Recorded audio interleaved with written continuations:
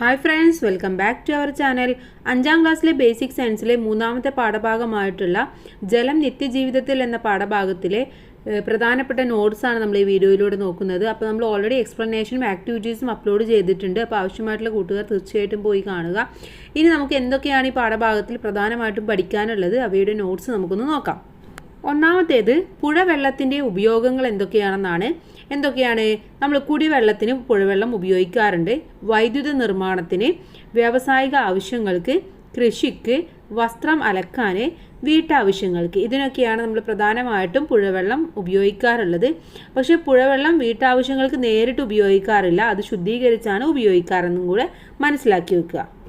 നമ്മൾ പറഞ്ഞു പുഴവെള്ളം ശുദ്ധീകരിച്ചാണ് നമ്മൾ വീട്ടാവശ്യങ്ങൾക്ക് ഉപയോഗിക്കുക എന്ന്. അപ്പോൾ പുഴവെള്ളത്തിൻ്റെ ശുദ്ധീകരണ ഘട്ടങ്ങൾ ഏതൊക്കെയാണ് നമുക്ക് നോക്കാം. ഒന്ന്, വലിയ മാലിന്യങ്ങൾ അരിച്ചു മാറ്റുന്നു. മാലിന്യങ്ങൾ അടിയാൻ അനുവദിക്കുന്നു. പല തട്ടുള്ള അരിപ്പകൾ കൊണ്ട് അരിച്ചു മാറ്റുന്നു. രോഗാണുക്കളെ നശിപ്പിക്കുന്നു. ടാങ്കിൽ സംഭരിക്കുന്നു. ജലം വീടുകളിലേക്ക് എത്തിക്കുന്നു.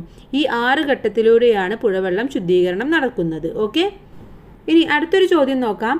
വീട്ടിലേക്ക് വെള്ളം കിട്ടുന്ന സ്രോതസ്സുകൾ ഏതൊക്കെയാണ് നമ്മുടെ വീട്ടിലേക്ക് വെള്ളം കിട്ടുന്നത്? നമുക്ക് എവിടെ നിന്നൊക്കെയാണ് ജലം കിട്ടാറ്?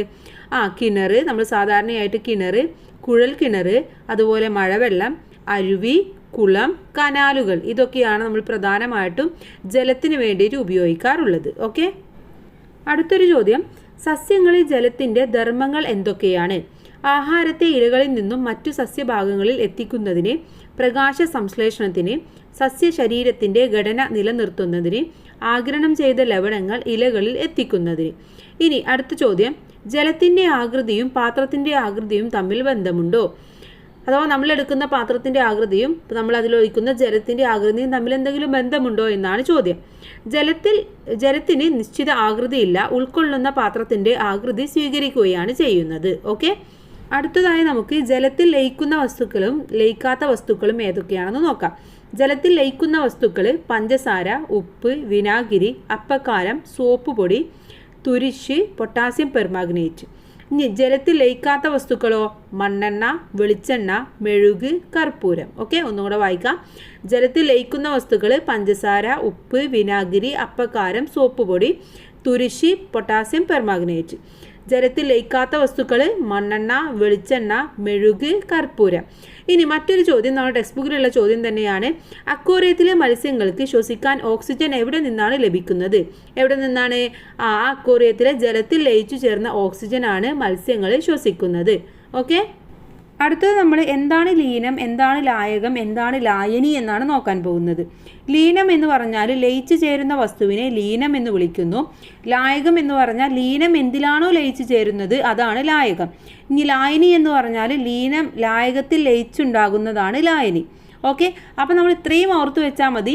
ലീനം എന്നത് നമുക്കിപ്പോൾ പഞ്ചസാര ലായനിയാണെങ്കിൽ, അല്ലെങ്കിൽ നമ്മൾ നാരങ്ങ വെള്ളം ഉണ്ടാക്കുകയാണെങ്കിൽ അവിടെ ലീനം എന്ന് പറയുന്നത് എന്താണ്? നാരങ്ങ അല്ലെങ്കിൽ പഞ്ചസാരയാണ്. ഇനി അവിടെ ലായകം എന്ന് പറയുന്നതോ എടുത്ത വെള്ളമാണ്. ലായനി എന്ന് പറയുന്നത് നാരങ്ങ വെള്ളമാണ്. അപ്പോൾ അത്രയും നമ്മൾ ഓർത്ത് വെച്ചാൽ മതി. അപ്പോൾ നമുക്ക് വളരെ ഈസി ആയിട്ട് മനസ്സിലാക്കാൻ സാധിക്കും. ഇനി അടുത്തത്, ചക്കപ്പശ, ടാറ് എന്നിവ പറ്റിപ്പിടിച്ചാൽ എങ്ങനെ നീക്കം ചെയ്യുമെന്നാണ് ചോദിച്ചിട്ടുള്ളത്. എങ്ങനെയാണ്? ചക്കപ്പശയും അതുപോലെ തന്നെ ടാറും മണ്ണെണ്ണയിലും വെളിച്ചെണ്ണയിലും ലയിക്കുന്നു. അതുകൊണ്ട് മണ്ണെണ്ണയും വെളിച്ചെണ്ണയും പുരട്ടിയാൽ ഇവ നമുക്ക് നീക്കം ചെയ്യാൻ വേണ്ടി സാധിക്കും. ഓക്കെ, അടുത്ത ചോദ്യം. ജലത്തെ എന്തുകൊണ്ടാണ് സാർവിക ലായകം എന്ന് പറയുന്നത് എന്നതാണ് ചോദിച്ചിട്ടുള്ളത്. എന്തുകൊണ്ടാണ്? ജലത്തിന് നിരവധി വസ്തുക്കളെ ലയിപ്പിക്കാൻ കഴിവുണ്ട്. അതിനാൽ ജലത്തെ നമുക്ക് സാർവിക ലായകം അഥവാ യൂണിവേഴ്സൽ സോൾവെൻ്റ് എന്ന് പറയാൻ വേണ്ടി സാധിക്കും. ഓക്കെ, അപ്പോൾ എന്തുകൊണ്ടാണെന്ന് ചോദിച്ചാൽ ജലത്തിന് നിരവധി വസ്തുക്കളെ ലയിപ്പിക്കാൻ കഴിയുന്നത് കൊണ്ടാണെന്ന് എഴുതാം. ഇനി ബോൾ പോയിൻ്റ് മഷി വസ്ത്രത്തിൽ പുരണ്ടാൽ എങ്ങനെ നീക്കം ചെയ്യാം? മഷി ആൽക്കഹോളിൽ ലയിക്കുന്നു. അതുകൊണ്ട് സാനിറ്റൈസർ ഉപയോഗിച്ച് വസ്ത്രത്തിൽ നിന്നും മഷി നീക്കം ചെയ്യാം. കാരണം സാനിറ്റൈസറിൽ ആൽക്കഹോൾ ഉണ്ടെന്ന് കൂടെ നിങ്ങൾ മനസ്സിലാക്കി വെക്കുക. അടുത്തത്, ജലത്തിൻ്റെ ലായകശേഷി പ്രയോജനപ്പെടുത്തുന്ന സാഹചര്യങ്ങളാണ്. ഒന്ന്, വസ്ത്രങ്ങൾ അലക്കാൻ, അഴുക്ക് കഴുകിക്കളയാൻ, ചെടികൾ നനയ്ക്കാൻ, പെയിൻറ്റുകൾ നേർപ്പിക്കുമ്പോൾ, പാനീയങ്ങൾ തയ്യാറാക്കുന്നതിന്. ഇവിടെയൊക്കെ ജലത്തിൻ്റെ ലായകശേഷിയാണ് നമ്മൾ കാണാൻ സാധിക്കുന്നത്. ഇനി അടുത്തൊരു ചോദ്യം, ബാഷ്പീകരണം എന്നാൽ എന്താണ് ബാഷ്പീകരണം എന്ന് പറഞ്ഞാൽ? ഒരു ദ്രാവകത്തിന്റെ ഉപരിതലത്തിൽ നിന്ന് ചെറുകണികകൾ ചുറ്റുപാടിലേക്ക് വ്യാപിക്കുന്നതിനെ ബാഷ്പീകരണം എന്ന് പറയുന്നു. ഒന്നുകൂടെ പറയാം, ഒരു ദ്രാവകത്തിന്റെ ഉപരിതലത്തിൽ നിന്ന് ചെറുകണികകൾ ചുറ്റുപാടിലേക്ക് വ്യാപിക്കുന്നതിനെ ബാഷ്പീകരണം എന്ന് പറയുന്നു. അടുത്തത് ജലം മലിനമാകുന്ന കാര്യങ്ങളാണ്.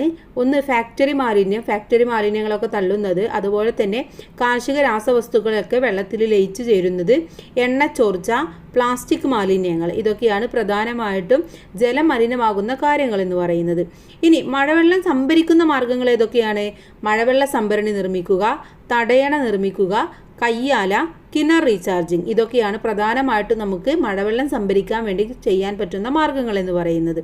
ഇനി നമുക്ക് ടെക്സ്റ്റ് ബുക്കിലെ വിലയിരുത്താം എന്ന പ്രവർത്തനത്തിലേക്ക് കടക്കാം. വിലയിരുത്താം എന്നതിലെ ഒന്നാമത്തെ പ്രവർത്തനം, ജലത്തിന്റെ അവസ്ഥാമാറ്റമാണ് ചുവടെ ചിത്രീകരിച്ചിരിക്കുന്നത്. യോജിച്ച പദങ്ങൾ ചേർത്ത് ഫ്ലോ ചാർട്ട് പൂർത്തിയാക്കുക എന്നാണ് പറഞ്ഞിട്ടുള്ളത്. അപ്പോൾ ഇവിടെ തന്നിട്ടുള്ളത് ജലം ഒന്ന് താഴേക്ക് നേരിട്ട് തന്നുള്ളത് ദ്രാവകം എന്നുള്ളതാണ് അല്ലേ. ഇനി ജലം തണുപ്പിക്കുമ്പോൾ അവിടെ എന്താണ് സംഭവിക്കുന്നത്? തണുപ്പിക്കുമ്പോൾ അവിടെ ഐസായിട്ട് മാറുകയാണ് ചെയ്യുന്നത്. ഐസായിട്ട് മാറുന്നു. ആ ഐസിനെ നമ്മൾ വിളിക്കുന്ന പേരാണ് താഴെ എഴുതേണ്ടത് ഗരം എന്നാണ് വിളിക്കുന്നത് അല്ലെ. അപ്പോൾ ഐസ്, ഗരം. ഇനി ചൂടാകുമ്പോൾ അവിടെ ജലം നീരാവിയായിട്ട് മാറുകയാണ് ചെയ്യുന്നത്. അപ്പോൾ അവിടെ നീരാവി എന്ന് എഴുതി കൊടുക്കുക. നീരാവിയെ നമ്മൾ പറയുന്നത് വാതകം എന്നതാണ്. അപ്പോൾ താഴെ നമുക്ക് ജലത്തിന്റെ 3 അവസ്ഥകളാണ് വരേണ്ടത്. ഗരം, ദ്രാവകം, വാതകം എന്നാണ് വരേണ്ടത്. ഓക്കെ, മനസ്സിലായോ? ഇനി ജലത്തെക്കുറിച്ചുള്ള ആശയ ചിത്രീകരണം പൂർത്തിയാക്കൂ. ഇവിടെ ജലത്തെക്കുറിച്ചിട്ടുള്ള ഒരു ആശയ ചിത്രീകരണമാണ് നമുക്ക് തന്നിട്ടുള്ളത്. എന്തൊക്കെയാണ്? ജലം, അതിൻ്റെ സ്രോതസ്, ഉപയോഗം, സവിശേഷത, അവസ്ഥകൾ, അതുപോലെ തന്നെ മലിനീകരണം, ഇത്രയും കാര്യങ്ങളാണ് തന്നിട്ടുള്ളത് അല്ലെ. അപ്പോൾ സ്രോതസ്സിൽ എന്തൊക്കെ കൊടുക്കാം? കിണർ, പുഴ, കുളം, അരുവി, ഇതൊക്കെ നമുക്ക് കൊടുക്കാം. ഇനി ഉപയോഗമാണെങ്കിലോ കുടിക്കാന്, കുളിക്കാന്, കൃഷി ആവശ്യങ്ങൾക്ക്, വസ്ത്രം അലക്കാന് എന്ന് കൊടുക്കാം. സവിശേഷത എന്താണ്? വ്യത്യസ്ത അവസ്ഥകളിൽ കഴിയാം, പ്രത്യേക ആകൃതിയില്ല, വിധാനം പാലിക്കുന്നു. ഇത് 3 നമുക്ക് കൊടുക്കാം. ഒന്നുകൂടെ പറയാം, വ്യത്യസ്ത അവസ്ഥകളിൽ കഴിയാം, പ്രത്യേക ആകൃതിയില്ല, വിധാനം പാലിക്കുന്നു. ഇനി ജലത്തിന്റെ അവസ്ഥകൾ ഏതൊക്കെയാണ്? ഗരം, ദ്രാവകം, വാതകം. ഓക്കെ. ഇനി മലിനീകരണം എങ്ങനെയാണ്? ഫാക്ടറി മാലിന്യം, കാർഷിക രാസവസ്തുക്കൾ, എണ്ണച്ചോർച്ച, പ്ലാസ്റ്റിക് മാലിന്യങ്ങൾ, ഇതൊക്കെയാണ് പ്രധാനമായിട്ടും ജലമലിനീകരണം ആവാനുള്ള കാരണങ്ങൾ എന്ന് പറയുന്നത്. അപ്പോൾ ഇത്രയും കാര്യങ്ങളാണ് നിങ്ങൾ ഇവിടെ എഴുതി കൊടുക്കേണ്ടത്. ഇനി നമുക്ക് അടുത്തത് നോക്കാം. 3 വ്യത്യസ്ത സ്രോതസ്സുകളിലെ ജലത്തിന്റെ ഗുണനിലവാരം പരിശോധിച്ച റിപ്പോർട്ടാണ് താഴെ നൽകിയിരിക്കുന്നത്. പട്ടിക വിശകലനം ചെയ്ത് നിങ്ങളുടെ കണ്ടെത്തലുകൾ എഴുതാനാണ് പറഞ്ഞിട്ടുള്ളത്. അപ്പോൾ ഇവിടെ നിറം, ഗന്ധം, ജൈവമാലിന്യം, രാസമാലിന്യം, അതൊക്കെ പുഴയിലും കിണറിലും കുളത്തിലും എങ്ങനെയാണെന്നാണ് പറഞ്ഞു തന്നിട്ടുള്ളത്. അപ്പോൾ ഇവിടെ ചോദ്യം, കുടിക്കാൻ ഏറ്റവും സുരക്ഷിതമായ വെള്ളം ഏത് സ്രോതസ്സിലേതാണ്? അപ്പോൾ കൂട്ടുകാർ ഇത് ഇവാലുവേറ്റ് ചെയ്ത് കഴിഞ്ഞാൽ നിങ്ങൾക്ക് മനസ്സിലാവും കുടിക്കാൻ ഏറ്റവും നല്ല വെള്ളം എന്ന് പറയുന്നത് കിണറ്റിലെയാണ്. അപ്പോൾ അവിടെ കിണർ എന്നാണ് നിങ്ങൾ എഴുതി കൊടുക്കേണ്ടത്. ഇനി രണ്ടാമത്തെ ചോദ്യം, പുഴ, കുളം എന്നിവയിലെ ജലം കുടിവെള്ളമാക്കി മാറ്റാൻ കഴിയുമോ? എങ്ങനെ എന്ന് ചോദിച്ചിട്ടുണ്ട്. അപ്പോൾ കുടിവെള്ളമാക്കി മാറ്റാൻ കഴിയുമോ? കഴിയും. എങ്ങനെയാണ്? അതിനാണ് നമ്മൾ നേരത്തെ പഠിച്ച പുഴ വെള്ളത്തിന്റെ ശുദ്ധീകരണ ഘട്ടങ്ങൾ നമ്മൾ ടെക്സ്റ്റ് ബുക്കിലുണ്ട്. അതാണ് നിങ്ങൾ അവിടെ എഴുതേണ്ടത്. ഓക്കെ. ഇനി ജലസ്രോതസ്സുകളിലെ മലിനീകരണം തടയാൻ എന്തെല്ലാം ചെയ്യാൻ കഴിയും എന്നും ചോദിച്ചിട്ടുണ്ട്. അപ്പോൾ അതും കൂട്ടുകാർ എഴുതി കൊടുക്കുക. അപ്പം നമുക്ക് ആദ്യം എങ്ങനെയാണ് ജലം കുടിവെള്ളമാക്കി മാറ്റുന്നത്? എങ്ങനെയൊക്കെയാണ്? ഒന്ന്, വലിയ മാലിന്യങ്ങൾ അരിച്ചു മാറ്റുന്നു, അതുപോലെ മാലിന്യങ്ങൾ അടിയാൻ അനുവദിക്കുന്നു, പല തട്ടുള്ള അരിപ്പകൾ കൊണ്ട് അരിച്ചു മാറ്റുന്നു, രോഗാണുക്കളെ നശിപ്പിക്കുന്നു, പിന്നെ ടാങ്കിൽ സംഭരിക്കുന്നു, ജലം വീടുകളിലേക്ക് എത്തിക്കുന്നു. ഈ ഘട്ടങ്ങളിലൂടെ പോയി കഴിഞ്ഞാൽ നമുക്ക് പുഴയിലെയും കുളത്തിലെയും വെള്ളം നമുക്ക് ശുദ്ധീകരിച്ചിട്ട് കുടിക്കാൻ വേണ്ടി സാധിക്കും. ഇനി ഇതിലെ ലാസ്റ്റ് സി ചോദ്യമാണ്, ജലസ്രോതസ്സുകളിലെ മലിനീകരണം തടയാൻ എന്തെല്ലാം ചെയ്യും? എന്തൊക്കെയാണ്? ഫാക്ടറി വേസ്റ്റ് തള്ളാതിരിക്കുക, പ്ലാസ്റ്റിക്കുകളും മറ്റു വേസ്റ്റുകളും കൃത്യമായി സംസ്കരിക്കുക, ജലത്തിന്റെ പ്രാധാന്യത്തെക്കുറിച്ച് ആളുകളെ ബോധവൽക്കരിക്കുക. ഇത്രയും കാര്യങ്ങളൊക്കെ നമുക്ക് ചെയ്യാൻ കഴിയുന്ന കാര്യങ്ങളാണ്. ഇനി ഇതിലെ നാലാമത്തെ ചോദ്യം, ജലത്തിന്റെ സവിശേഷതകൾക്ക് യോജിച്ച ഉദാഹരണങ്ങൾ നിത്യജീവിതത്തിൽ സന്ദർഭങ്ങളിൽ നിന്നും കണ്ടെത്തി എഴുതാനാണ് പറഞ്ഞിട്ടുള്ളത്. ഒന്ന്, താപം വഹിക്കുന്നു എന്നുള്ള നിത്യജീവിത സന്ദർഭം എന്ന് പറയുന്നത് അരി വേവിക്കുന്നതാണ്.